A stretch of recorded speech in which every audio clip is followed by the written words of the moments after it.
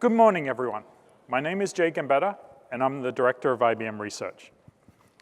I'm very excited to have you here at our second Quantum Developer Conference. We have actually lots of exciting quantum computing research and product updates that we want to share with you. But first, I want to take a step back and look at IBM's role to the future of computing. And to do that, we have to start with our past. IBM has always been in the business of useful computing and delivering technology with impact. This goes back to IBM's inception over 100 years ago. Let's start with the tabular machine, which was used to use punch cards to process data rapidly. In the 1880 census, it took 7 years to manually compile it. But thanks to the tabulating machine, the US completed the 1890 census in under 3 years. This machine was the foundation of the Computing Tabular Recording Company, which was renamed IBM in 1924. In 1952, IBM introduced its first production mainframe based on the Sage platform, and this led 2 years later to the IBM 704. The 704 was the first to provide high-speed magnetic core storage, but it also had floating point math and enabled the first implementation of Fortran and Lisp. What it did is it allowed people to run complex math on a scalable software interface. These advancements actually led to the US to track its first artificial satellite called Vanguard in 1958. IBM System 360 defined an instruction set architecture.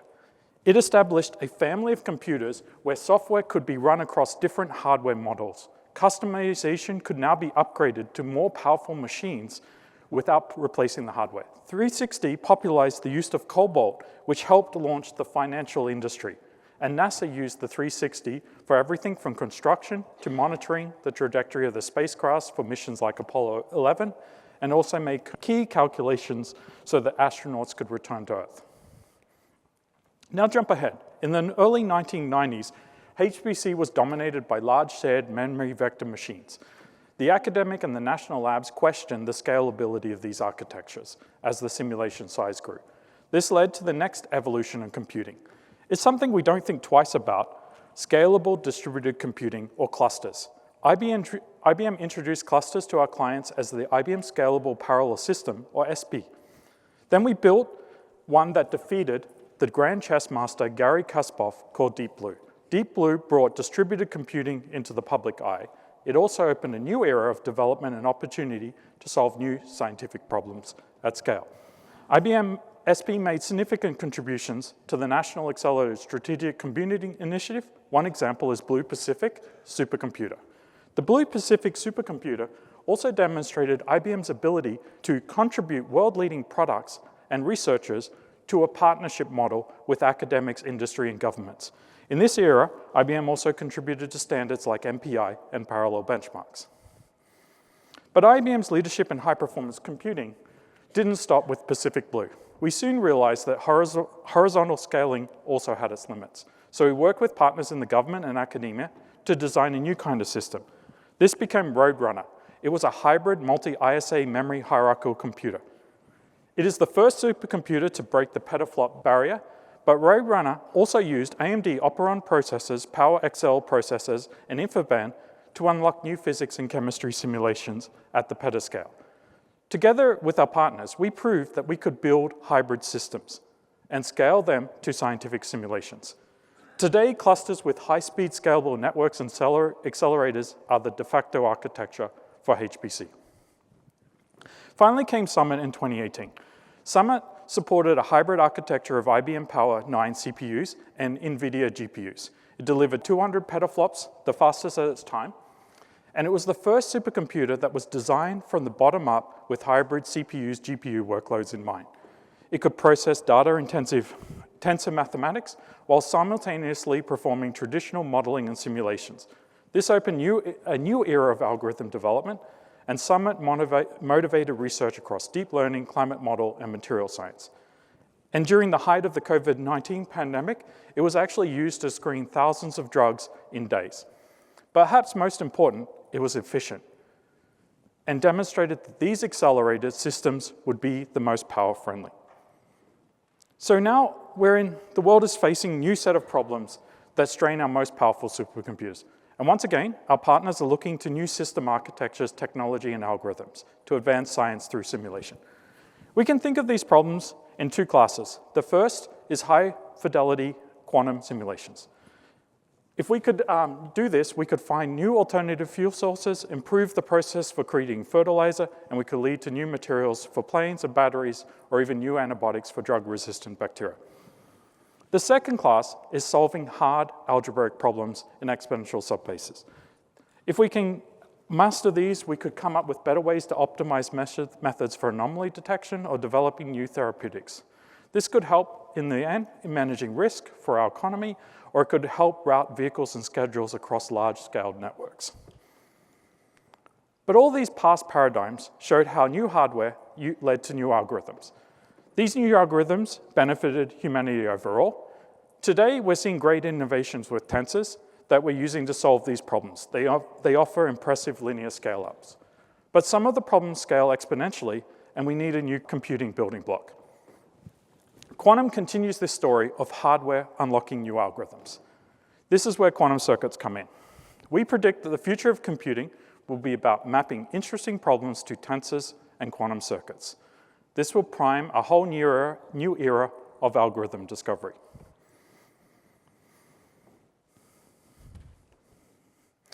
But we can't just plug a 20-qubit system into a supercomputer and expect to see change. We need to build these systems in a scalable way. It must be a hybrid system all the way down to the algorithm level. And realizing that future requires a fault-tolerant quantum computer. These quantum computers must have hundreds of logical qubits and scale to hundreds of millions of gates. They must also scale alongside classical HPC to run algorithms with tensors and circuits. And we've already started building the scalable architecture with the System 2. And we've built a roadmap to deliver large-scale fault-tolerant quantum computing by 2029. But we're also realizing something along the way. We've crossed the threshold of around 5,000 gates on 100 qubits, where new algorithms are emerging that show promise prior to fault-tolerant quantum computing. And the community is already finding useful cases for quantum computers to run circuits that test the limit of classical computing. And here you can just see a few of them that have made these claims. But the future of computing is bigger than just quantum versus classical.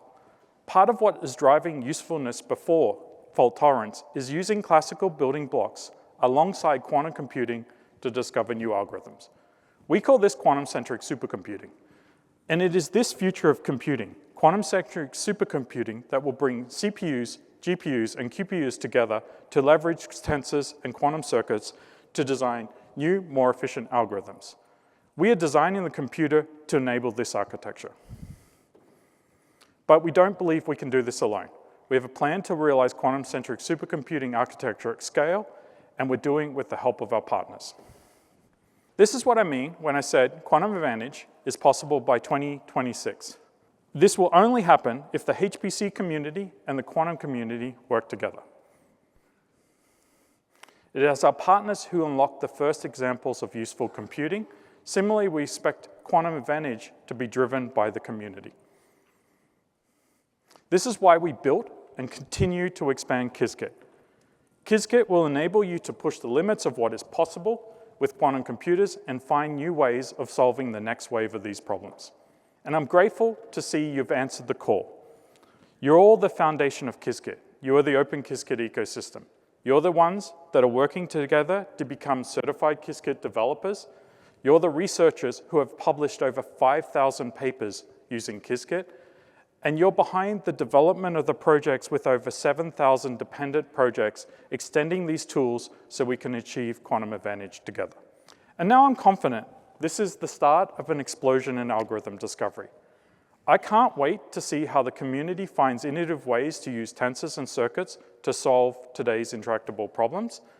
But to go more into this, let me invite Sarah on the stage to tell you more about this new era.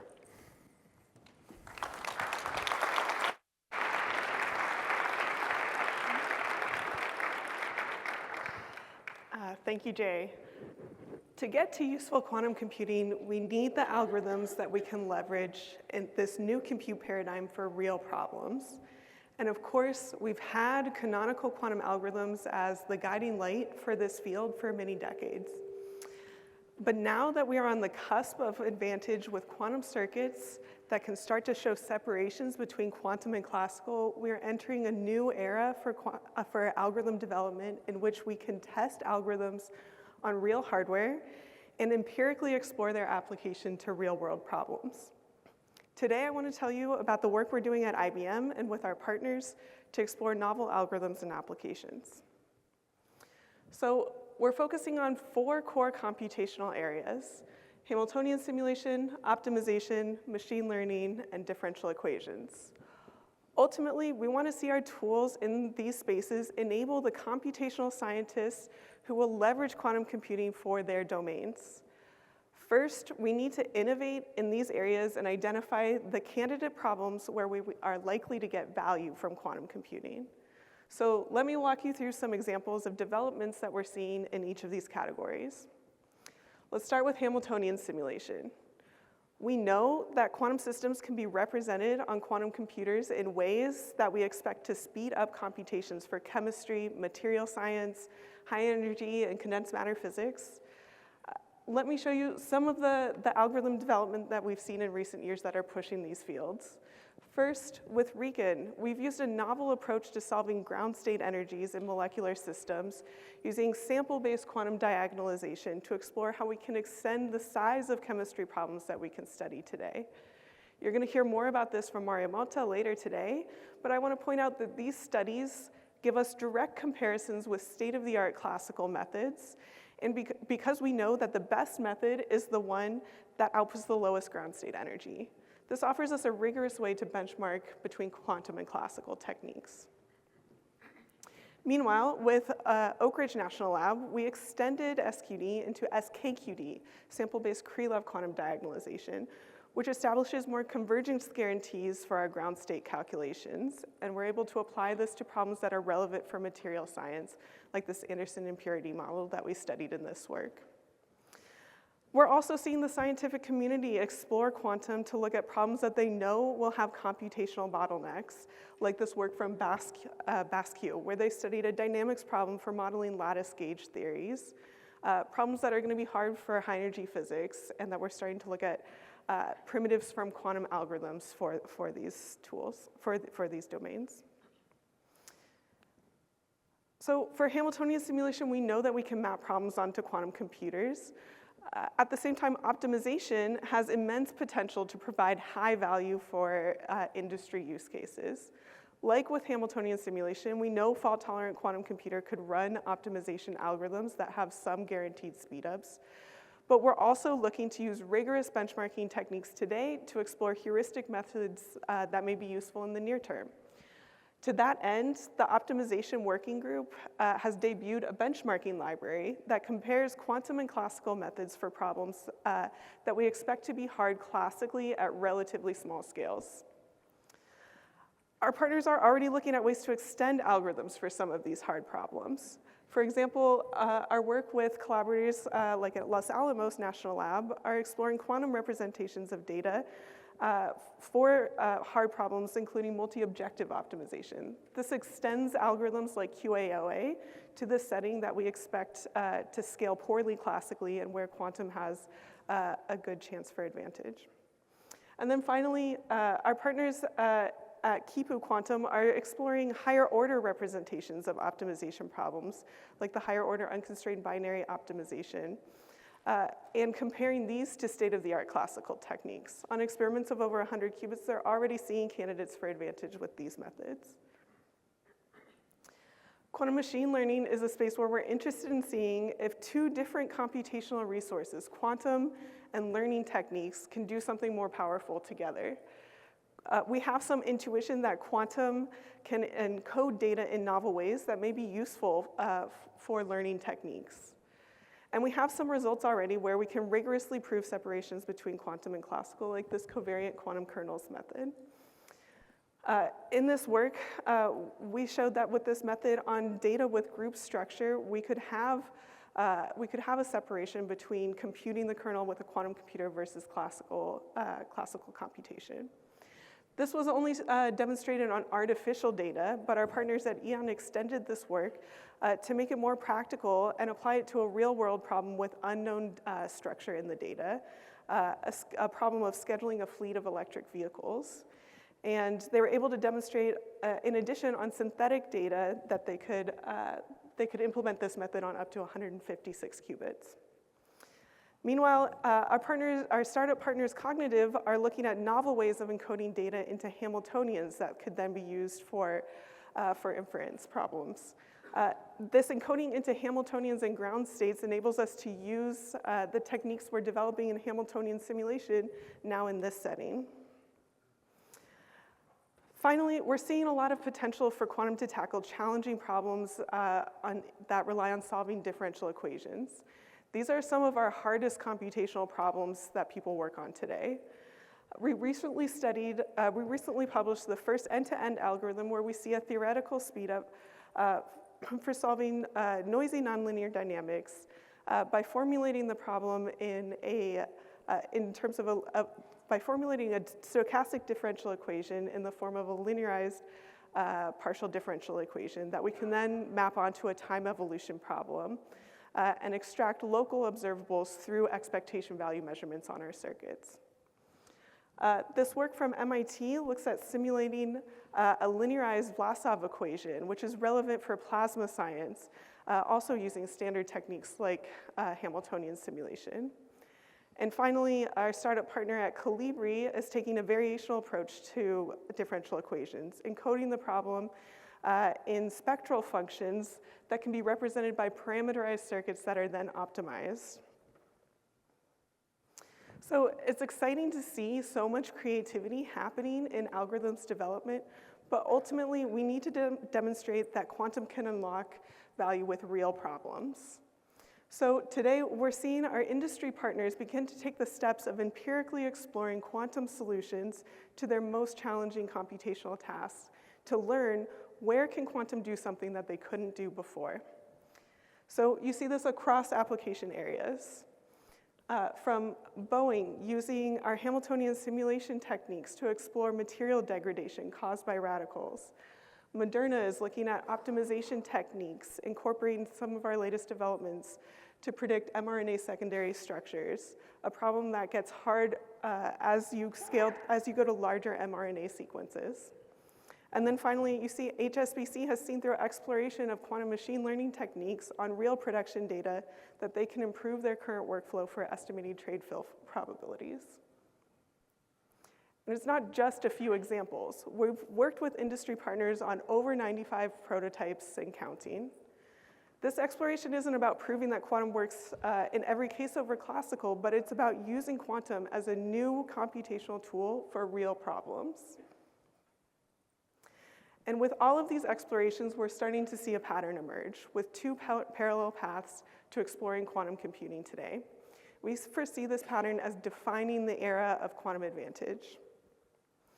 First is an approach where computational scientists and developers are applying heuristic methods that work well for real-world problems.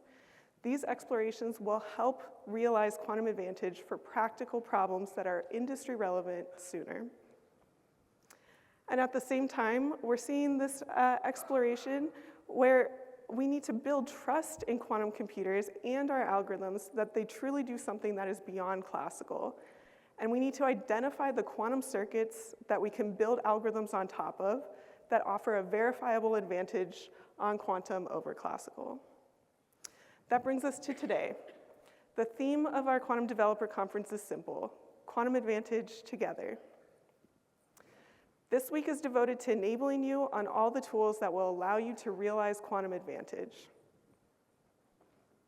So now I'd like to call up Abhinav Khandala to talk about that framework for advantage and to show off how we're working to rigorously demonstrate circuits for quantum advantage. Abhinav.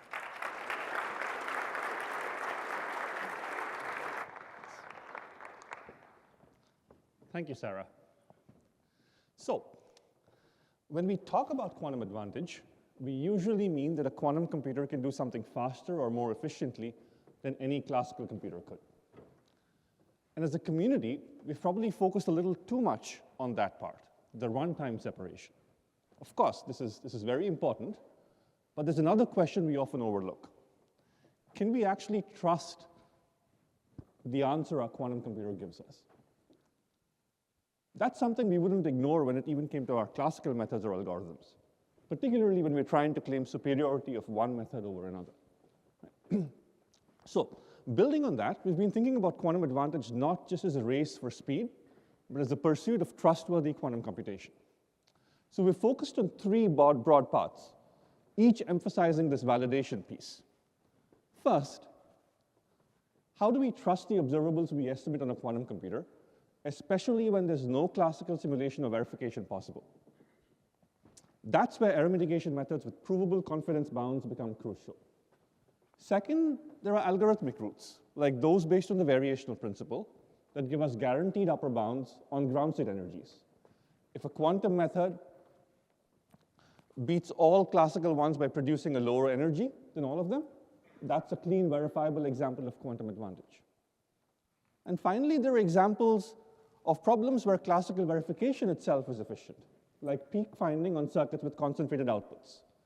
These are hard to simulate, but easy to check. And today, I want to share our progress along these three paths. So, focusing on the first path, towards advantage with observable estimation. For this, we need examples of circuits with complex dynamics, where the observable can take on large enough values that experiments can distill. Mirror circuits are an excellent starting point because they give us maximal signal. They're essentially identity equivalent circuits, where the backward evolution perfectly reflects the forward one. Our collaborators at Algorithmic have developed a family of candidate advantage circuits with complex operator dynamics, which then perturb these mirror circuits with single qubit gates at the center. These circuits can be challenging for classical simulation methods while still having a large signal that experiments can resolve, making it a great playground for pursuing advantage with observable estimation. So with that set up, let's move to the results, what this actually looks like on hardware. At short circuit depths, the classical simulations are still reliable, so they serve as a solid benchmark for the experiment.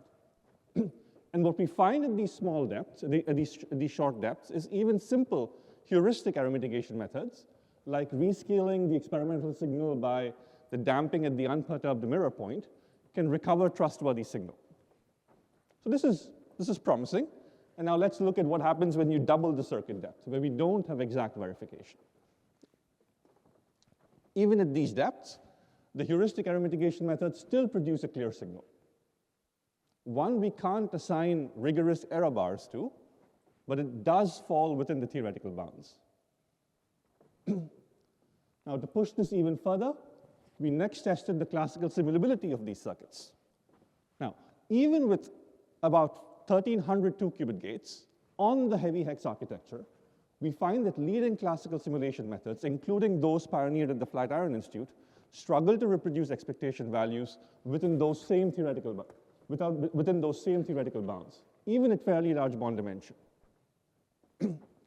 So while this gives us clear signs of classical difficulty, the key question still remains. Even if classical methods can't keep up, can we actually trust the numbers coming out of the quantum computer?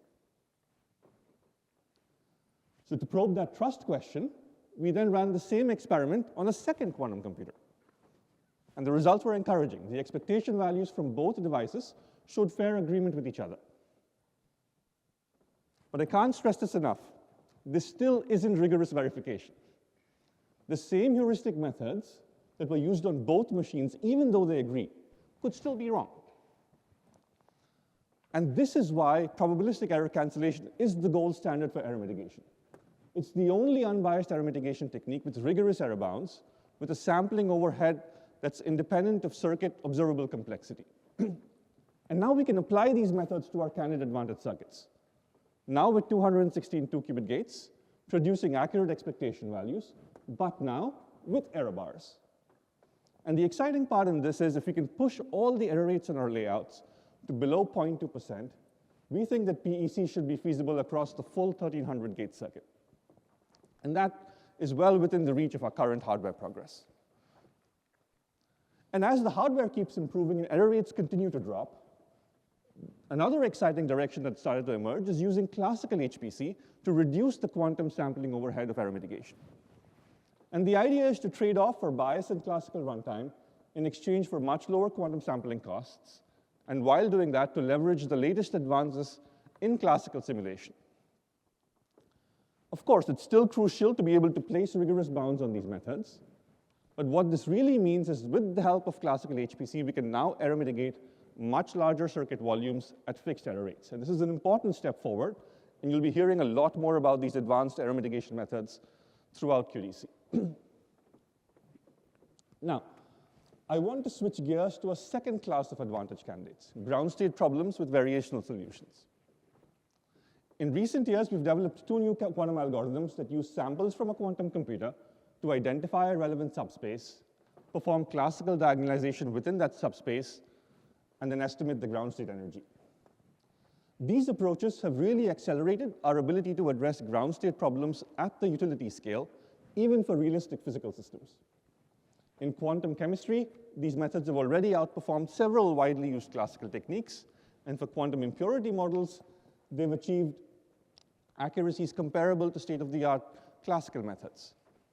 And while we continue searching for interesting examples of physical Hamiltonians, a very important focus for the team has been trying to identify instances where these problems, where these quantum algorithms can outperform their classical analogs, particularly selected configuration interaction or SCI methods, which basically iteratively select configurations for subspace diagonalization and energy estimation. In this context, the team has been able to engineer ground state problems where an experiment using 49 qubits on IBM Boston with about 2,500 2-qubit gates was able to produce samples that produce lower energy at fixed subspace dimension than state-of-the-art SCI methods. And while these problems are still accessible to other classical methods, we're seeing the first instances of sample-based quantum algorithms outperforming state-of-the-art SCI methods, also with convergence guarantees that the classical equivalents lack. This is promising. Finally, I want to talk about peaked circuits. And this was an idea introduced by Scott Aronson to tackle the verifiability challenge in random circuit sampling. Our partners at BlueQubit have now produced concrete examples of random circuits that generate peaked output distributions, which make it possible to efficiently verify the results. And when we benchmark peak finding, both quantumly and classically, we see that our quantum experiments can distill the peaks even for circuits with around 4,000 2-qubit gates, and do so with runtimes comparable to state-of-the-art classical simulators from BlueQubit. And what's really encouraging is that as gate fidelities and the connectivity improve, we expect the quantum runtime will drop even further, widening the separation. And then very interestingly, just a couple of days ago, over the weekend, in fact, the team internally developed a new classical simulation method that's proving to be more competitive, particularly at the deeper circuit regime. And now this is going to motivate a new line of work, designing new families of peaked circuits with even larger separations to really push that boundary again. And honestly, this is such a quintessential example of the kind of back and forth we've seen so many times, internally within a collaboration, but also play out externally on the archive. You have an experiment, you have new classical simulation methods that follow that experiment, perhaps with new code or new algorithms. And again, you have a new experiment, perhaps with hardware optimizations, perhaps with new mitigation techniques, perhaps with HPC integration. And again, you have new classical simulation methods. How do we accelerate this feedback loop? How do we not restrict this process just to a few groups? How do we make this an opportunity for the entire community to contribute? And then how do you track all of this progress? Today, I'm so excited to announce the launch of a community-driven quantum advantage tracker to track our progress across all these 3 different paths. And today, we have entries from researchers at Algorithmic, Flatiron, BlueQubit, and IBM, of course. And soon, I hope that we can populate this with contributions from all of you, the entire community. As a quantum experimentalist, this is exactly what I've wanted, at least for the last 2 to 3 years. as the hardware has gotten more powerful. A set of candidate advantage circuits and problems that have been broadly benchmarked by the entire community that we can then attempt to optimize for and run experimentally, and then a community open to benchmark the performance of ever-improving experiments. But I think the benefit goes both ways, and it can't be said better than this quote from our collaborator, Joey Tyndall at the Flatiron Institute. And just to read it, it's a great way to start a collaborative framework for the community to validate quantum simulations. I think this tracker will help drive science on both sides, the computational physics and the quantum experiments, and it will certainly help me drive research towards new classical algorithms and towards more efficient open source code.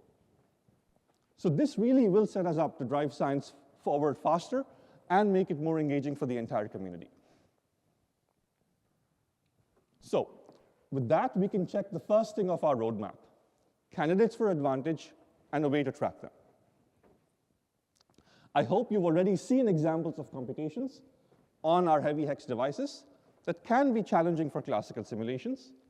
And with the increased connectivity to Square on Nighthawk, we hope to drive these separations even wider. And with that, I want to pass it on to Matthias to talk about our hardware progress.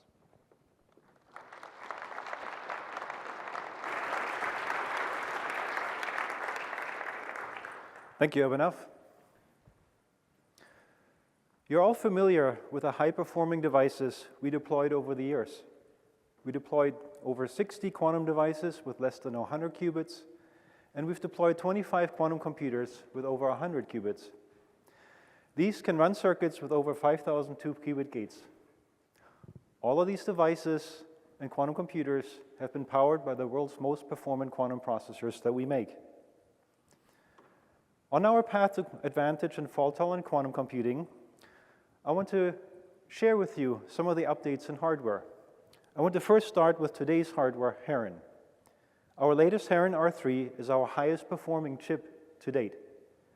We're seeing a roughly 2 times reduction in error per layered gate compared to last year, and we're seeing a 10-time reduction since Eagle.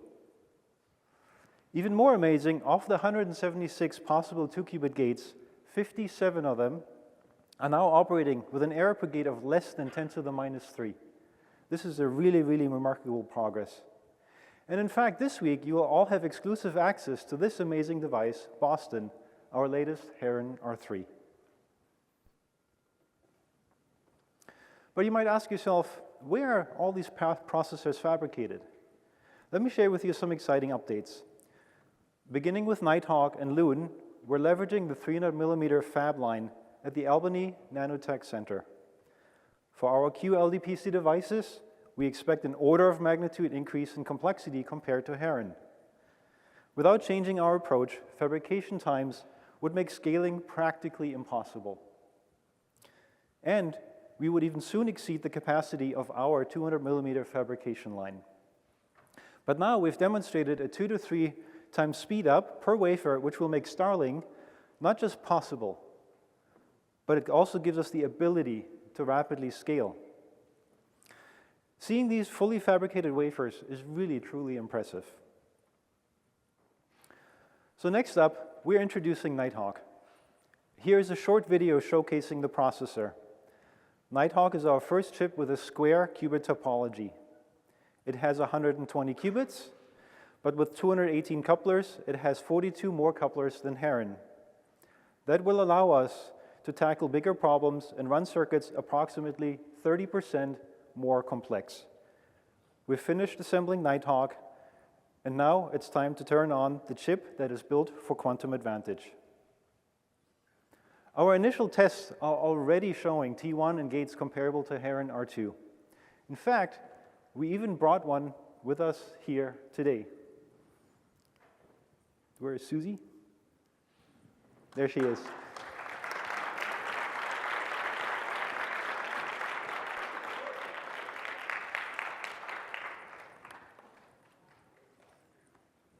So we can't wait to further tests, so stay tuned. Now, since the roadmap technically says Nighthawk with 5K gates, we're going to call this a half check. but we're feeling confident that we're able to check Nighthawk off on schedule before the end of the year. We really can't wait to continue testing and bringing up this processor and get it up and running. So stay tuned for more updates.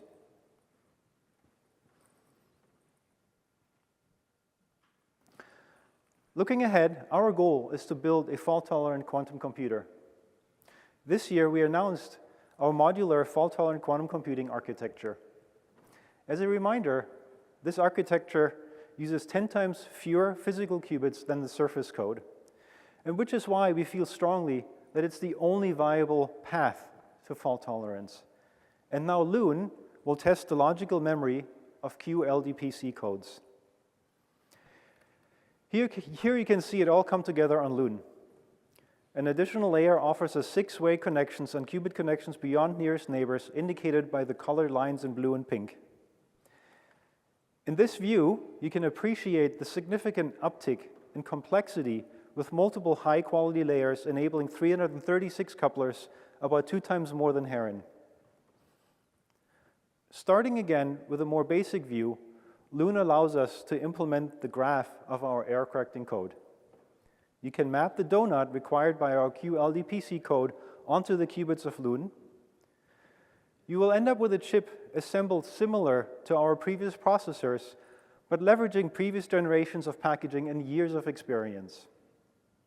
Loon consists of 112 qubits and is the first processor for our path to fault-tolerant quantum computing.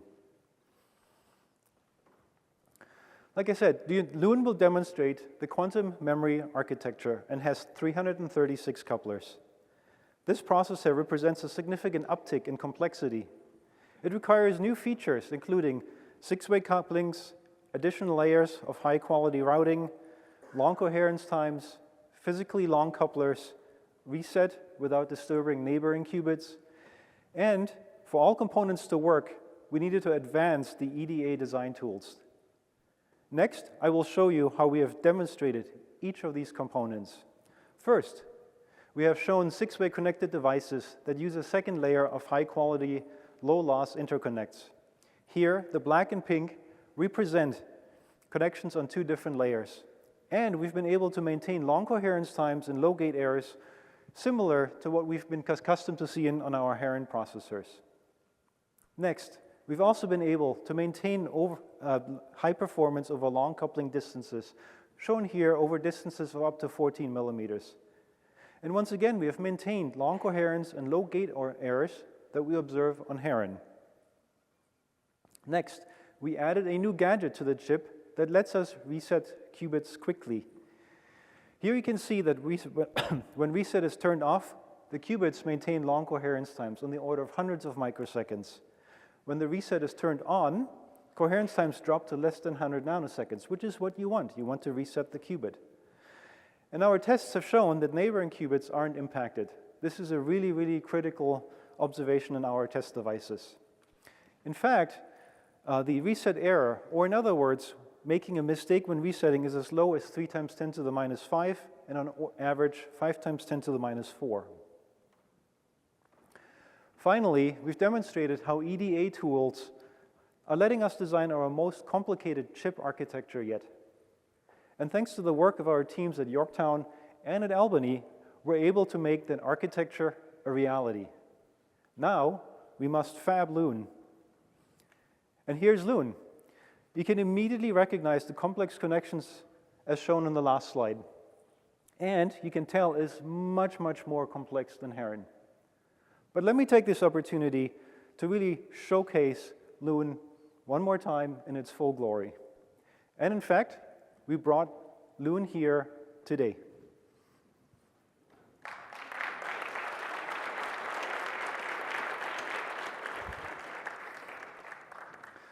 Like I said, these are really impressive wafers to hold, to see, and seeing this type of processor emerge from the new fabrication line is really, really quite a scientific marvel. Thank you, Susie.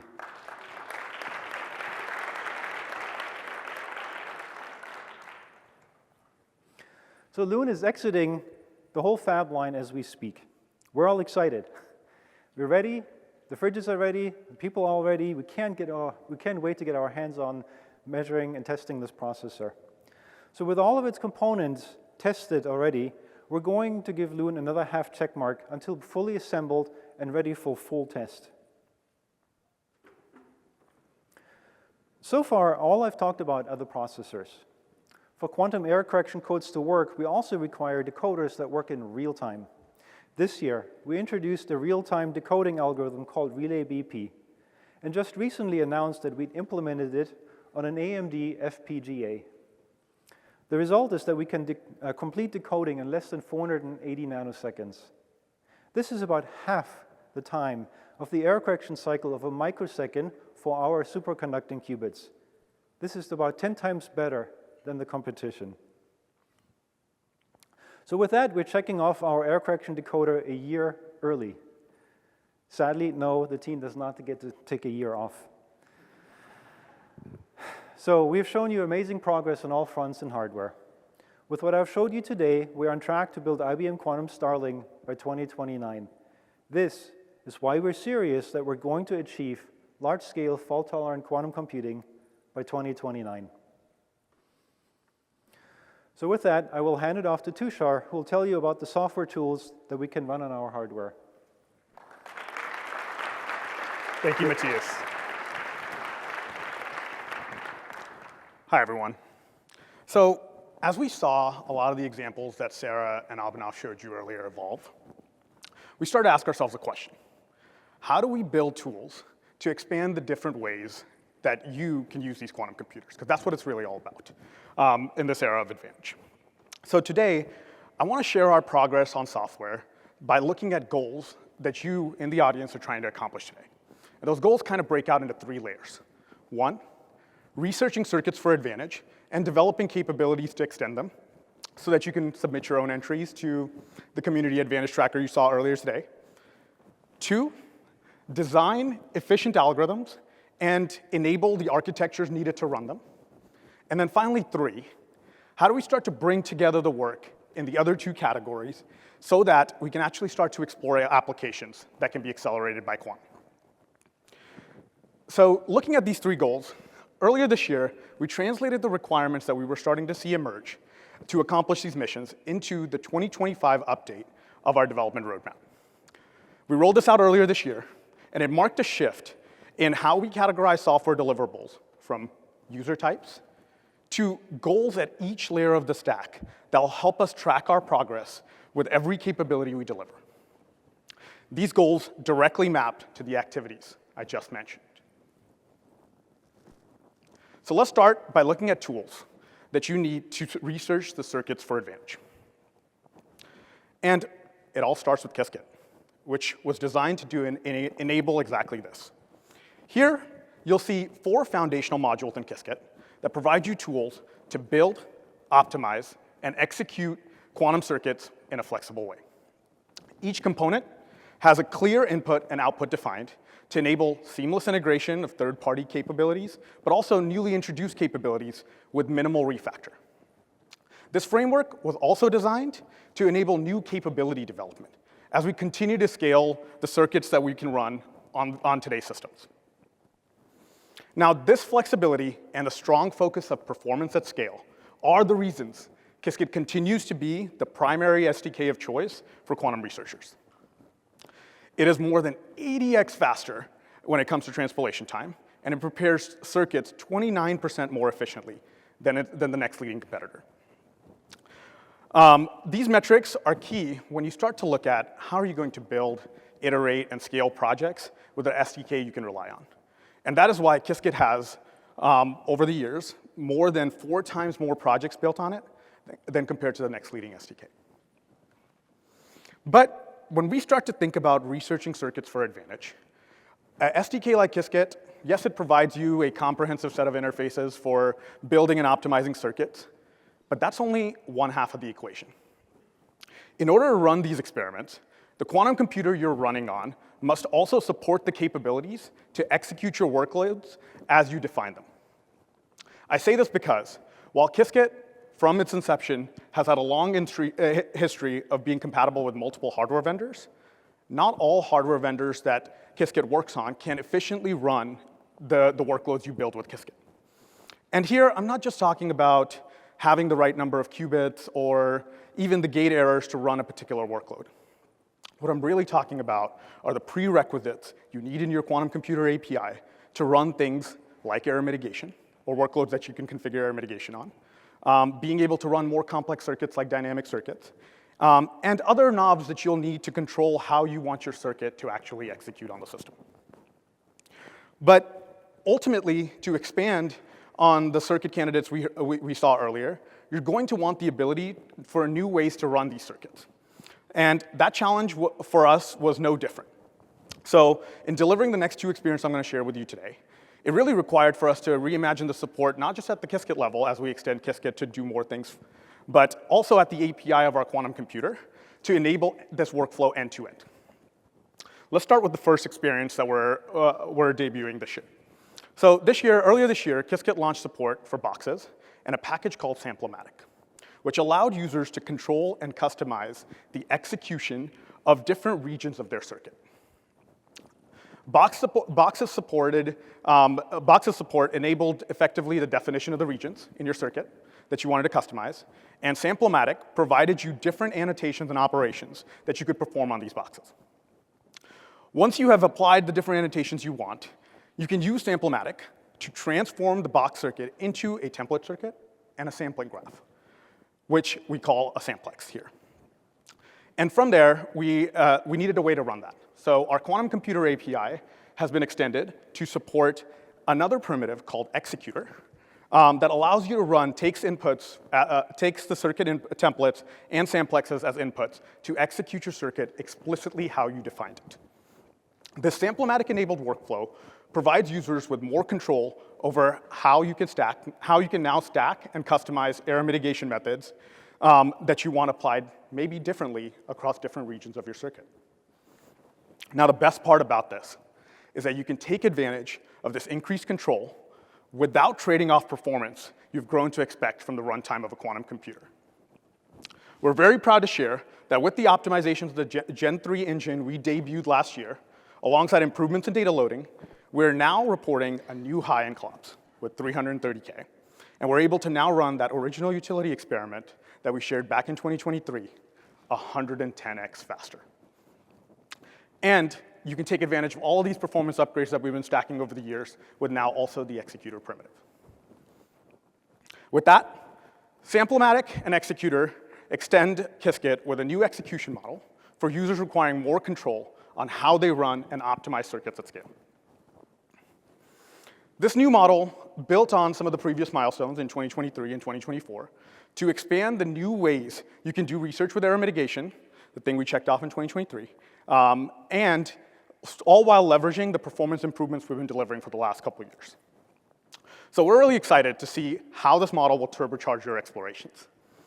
But going into this year, we had another goal.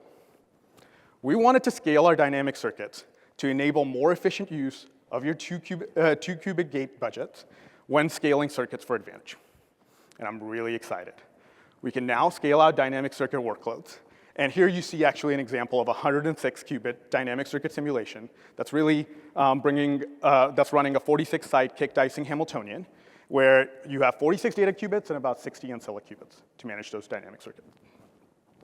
But that's not all. Scaling was one part of it, but probably the most interesting part of what we were able to do was we actually reduced the number of two-qubit gates required to run this workload by 58%, while observing up to 24% increase in accuracy over unitary circuit implementations. This effectively means that 3,000 two-qubit gates with dynamic circuits could be as powerful as 5,100 gates without. But this required not just enabling an interface. It required key improvements throughout the stack, starting with the QPU. We unlocked sub-microsecond feedback times and delivered support for multiple measurements to deliver optimized mid-circuit measurement operations. It also required us to enable and extend the computing service to support stretches, execution of stretches, and parallel branching at scale.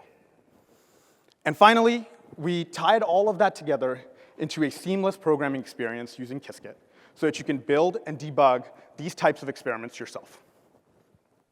And with all that coming together, we can check off utility-scale dynamic circuits off of the roadmap.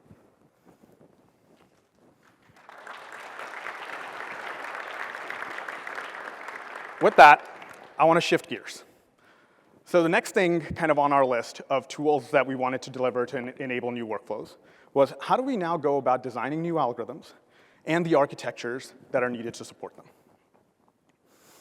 Over the last 9 years, one thing we have learned from processing trillions of circuits on our systems is that no real quantum workload is purely quantum. Instead, it requires a combination of classical quantum compute to execute. And when we take a deeper look at the anatomy of a quantum algorithm that's laid out here, and all the capabilities that are populated across the different stages of it, it just only further emphasizes Jay's point earlier, which is we will need a quantum-centric supercomputing architecture to accelerate our path on this algorithm discovery journey. I mean, 3 out of 4 of these stages are predominantly classical computing steps, right? And we're building capabilities along that. And you've already seen innovations in Sarah's section that were motivated by some of these capabilities. So when we think about laying the foundation for algorithm discovery, we have to take a two-pronged approach. One, we must continue to find seamless ways to integrate quantum into scientific computing environments. And two, we must develop new capabilities to exploit the quantum-centric supercomputing architectures that we're stitching together to enable more efficient algorithms. So let's focus on the first one. Last year, we partnered with RPI to explore the first integration of a 100-qubit plus quantum computer with a supercomputer using Slurm, which is a popular HPC workload manager. And we saw an explosion of interest after this from various computing centers who were looking for similar integrations, but also they expressed a need to have a standard that allows you to seamlessly integrate across different quantum hardware vendors. And that's why earlier this year, we built on and learned from the innovations that we did with RPI and open sourced a hardware-agnostic quantum resource management interface, or QRMI for short. QRMI is effectively a thin, vendor-agnostic middleware layer to access, control, and monitor underlying either on-prem or cloud quantum systems. It offers APIs for quantum resource acquisition and task execution right now, but soon it'll also support system monitoring functions as well. And we're exposing all these capabilities through both a C and Python APIs, which enables QRMI to easily integrate into a diverse set of workload management and workflow management systems and workflow engines. Today, QRMI is compatible with 3 different quantum hardware vendors, and we're looking for that to expand as we build towards the standard. And it has also enabled some open source quantum resource plugins for popular HPC orchestration tools like Slurm and Prefect. So as a result, the project we started with RPI last year has now expanded to include many leading quantum computing centers from all around the world working to help us drive to the standard. Working with the community to deliver standards for integrating quantum into heterogeneous workflows is a core initiative that we've had in bringing the quantum-centric supercomputing vision to life.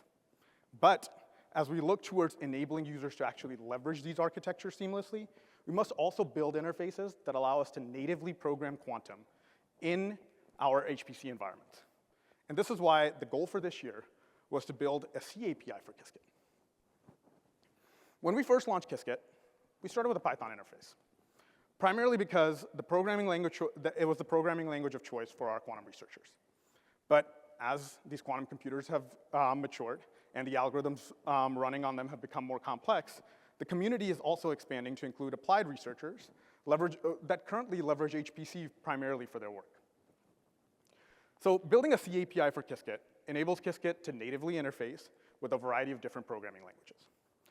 One language of particular interest in this case was C++, which happens to be a popular language for the HPC community. So I'm pretty excited to say that we have now a Qiskit C++ library that's built on top of the C API that Qiskit exposes as a first example of the different language interfaces you can build with Qiskit. Later today, Antonio Corcolas and Jim Garrison will walk you through a demo of how you can use this new library to build and execute workloads completely in C++. And with that, I also want to check off the C API off of our roadmap. And I'm excited to see how you, the community, chooses to interface with Qiskit in the future. Now now that we can not only build tools that help us physically integrate these classical and quantum resources, but can actually also have a programming model that's consistent between them, it is time to start to look at how do we leverage these environments to build and scale new algorithm building blocks to design more efficient algorithms. Like I mentioned earlier, we've been hard at work over the last 2 years enabling new capabilities on top of Qiskit as quickly as we can to enable users to leverage the latest research when driving new algorithm advances. Now, with the workflow enabled by Samplematic and Executor, we can begin to provide open source modular error mitigation capabilities for verifiable methods like PEC or probabilistic error cancellation for you to program and debug locally, all while still leveraging the performance benefits offered by executing the compiled sampling graph within the runtime of a quantum computer. This programming model also allows us to develop and scale methods that use classical subroutines, sometimes requiring HPC resources, to decrease the overhead of methods like PEC. We're releasing 2 error mitigation methods based on polypropagation this week that allow you to do exactly that. So polypropagation, just as a summary, provides you a classical framework for approximating the evolution of operators. And in simpler cases, it can be used to classically estimate expectation values of quantum systems. But in more complex cases, it can actually be used to reduce depth and enable more feasible sampling overheads for converging on an accurate result. So I want to take you through these two methods that we're rolling out in open source. First up is shaded light cones. Like Abhinav mentioned previously, PEC is the gold standard. It is an error mitigation method that has a robust means of controllably eliminating bias for an expectation value. But PEC often comes with much larger variances and requires exponential sampling overhead to overcome. And this in turn makes it hard to scale at current error rates. You can see that with the blue curve here. But with the addition of shaded light cones and overlaying that capability, we can actually set an opacity filter enabled by Samplematic to classically calculate tighter bounds around how much of an error in a circuit can bias the final result, which in turn decreases the variance and ends up requiring less samples to converge within a 10% bias. Here you'll see a plot showing how we can actually decrease the sampling overhead using shaded light cones by more than 100x as we scale the computational threads and the time we spend to classically calculate the bounds for the shaded light cone. This is a tool that's now available to you on the Qiskit GitHub to try. We're also adding another add-on for propagated noise absorption. This method allows us to move the difficult task of resolving inverse noise from the quantum computer to classical subprocesses that implement an inverse noise channel in the observable we're looking to calculate. And this results in a sampling overhead for calculating these observables. But this overhead is about 35x less expensive than running PEC alone for the 30-qubit mirror circuit that you see here. And as we start to, for scenarios where you have higher noise rates or more complex circuits, more classical resources can be necessary to effectively implement this inverse noise channel into the observable. And in the Samplematic-enabled workflow, we have the flexibility to seamlessly scale the classical compute we need to optimize the trade-offs for both shaded light cones and propagated noise absorption to start to build more efficient implementations of the algorithms we want to run for observable estimation. And this, like shaded light cones, is also an open source tool that is now available on the Qiskit GitHub. With that, we can check off another thing on the software stack, which is advanced classical mitigation tools. Thank you. Now, before I hand things over to Sanket to talk to you about applications, I'd like to give you actually a sneak peek into some progress on the next item on the purple row, utility scale mapping tools. We're ending this year with an MVP release of an optimization mapper that is available in open source that enables you to use higher level interfaces to build efficient circuit representation for your optimization problems. We believe that for mappers to be useful, they must not only provide you these abstract interfaces, but also be able to efficiently translate your problems into the circuits that you're running. And at QDC this year, you'll get a chance to try one of the first mappers in this line of tools.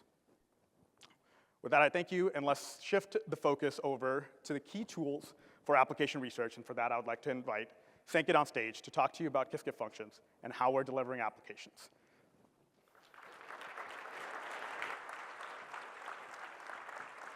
All right. Thanks, Tushar. So last year, we checked off Qiskit functions a year early. Qiskit Functions Catalog is a collection of abstractions from our ecosystem designed to accelerate application research. When we originally launched the Qiskit Functions Catalog, these came in two types of functions. Circuit functions that enable researchers to run high-scale algorithms without needing to manage the underlying hardware execution pipeline.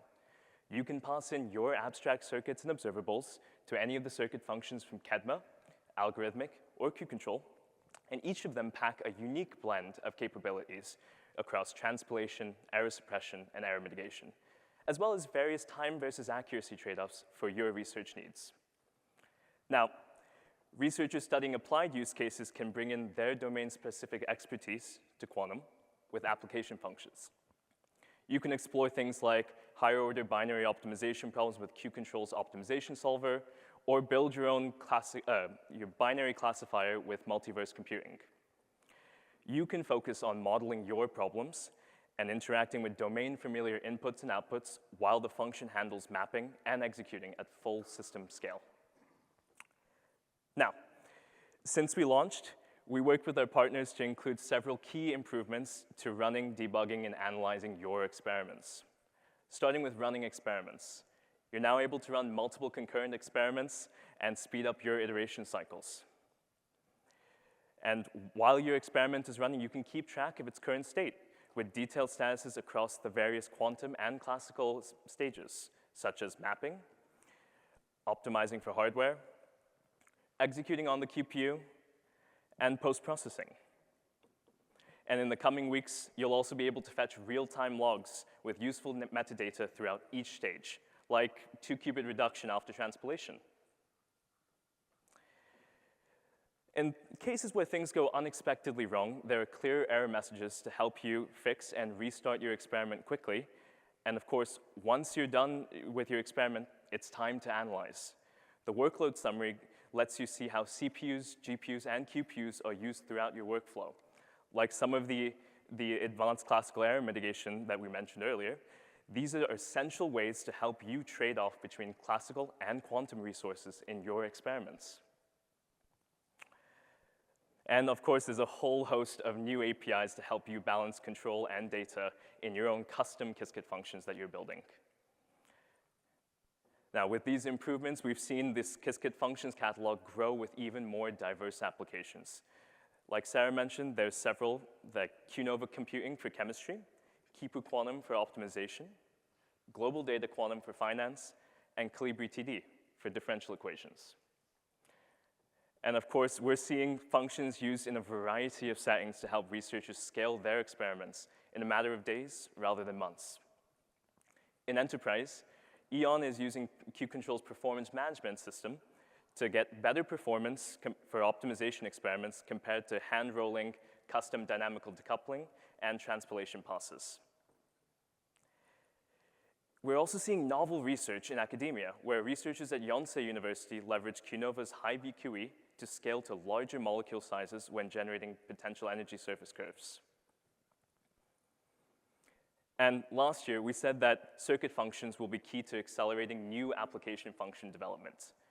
One of our startup partners, Calibri TD for differential equations, is exploring Qcontrol's circuit function to scale their application function, scaling up to 144 qubits while also increasing their accuracy by 61%. So throughout QDC, you'll have access to all the Qiskit functions from our partners and can explore and learn more in the exhibit hall. And beyond QDC, Premium and Flex users can get started with free trials across all of these functions, including all the new ones I mentioned. And I'm really excited to announce that starting today until March 2026, eligible organizations with Premium Plan can reach out and get a free 1-year license to Qiskit functions. We're really excited to see how collaboration across our ecosystem unlocks quantum advantage by the end of next year. And with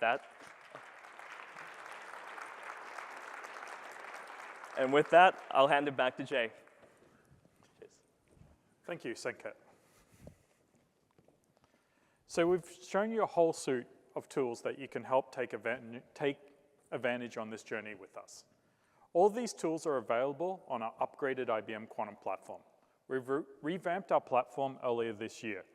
This prepared us to support our clients and users exploring useful quantum computing for their area of interest. Since then, we've been working hard to add key features you've all been asking for. This includes features such as better queue transparency for different QPUs and the first herons in the EU region, plus new education on the latest algorithms. Now, to help you keep up with the latest, we're also debuting a new signed out experience. This will include key organizations of papers, tools, and tutorials by different application areas, so that you can easily get started on your quantum journey. And with that, in putting all this together, we can say we've delivered our roadmap for the 6th year in a row. More importantly, I hope you can start to see our vision of quantum-centric supercomputing emerge, and hopefully you can see how we, working with you as a community, fit into that vision. So let's do a quick recap. First, we hit all our milestones towards unlocking quantum advantage. We showed you circuits that are already competitive with the best known classical methods. We contributed these circuits to a community-driven advantage tracker.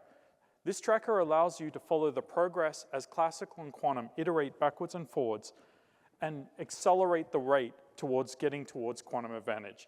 And I believe this is the best way that we can do as an open community way to get towards quantum advantage by the end of next year. You saw the data on Nighthawk. This chip I'm very excited about. Everyone has been asking for a very long time, can you go beyond the heavy X?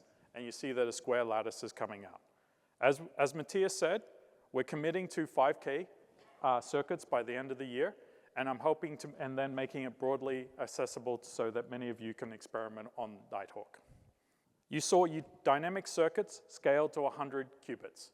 These dynamic circuits took a lot of innovation in the runtime engine to make sure that we could run them around 500 nanoseconds, the conditionals, and with them you already saw an experiment where we can compare a unitary circuit to a dynamic circuit and see that the dynamic circuit is performing better than the unitary circuit.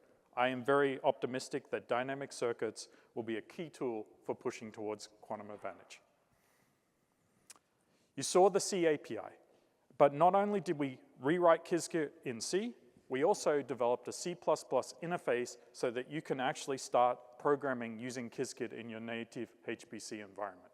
We showed you where we're going with new tools like Samplematica and Executor to really take error mitigation outside of the quantum computer and allow it to go into the HPC environment, so much more flexible HPC-inspired error mitigation techniques can be done. And we demonstrated shaded light cones and propagated noise absorption contributed to the open source for you to start using and take advantage of it. I think Samplematica will be a key tool to give you the flexibility to explore error mitigation and post-selected error correction experiments at scale on these machines. We also show you how we're evolving functions. We delivered new optimized mapping tool to get started in mapping optimization problems to circuits, and we also extended the usability of functions so they're easier to use. Now let's go to the fault-tolerant quantum computing. As we've said, our progress is to get a fault-tolerant quantum computer by 2029. For me, seeing the picture that Matthias showed you of Loon just shows how much packaging and how much integration has gone in to answer the questions that these LDPC codes that go beyond nearest neighbor couplings are possible to build. This is laying the groundwork such that a vision for a fault-tolerant quantum computer will happen before the end of this decade. And then, delivering on next year's goal, we also showed that we could get real-time error-correcting decoding running at the scales required for fault-tolerant quantum computers and put us more on this path towards fault-tolerant quantum computers by the end of the decade. So now, just to sum up, I hope you see the future we plan to build with you, and I hope you see that we see this future as quantum-centric supercomputing and that it is our goal to bring useful quantum computing to the world, but to me, this can only be done by working together. And on that, I would like to thank you.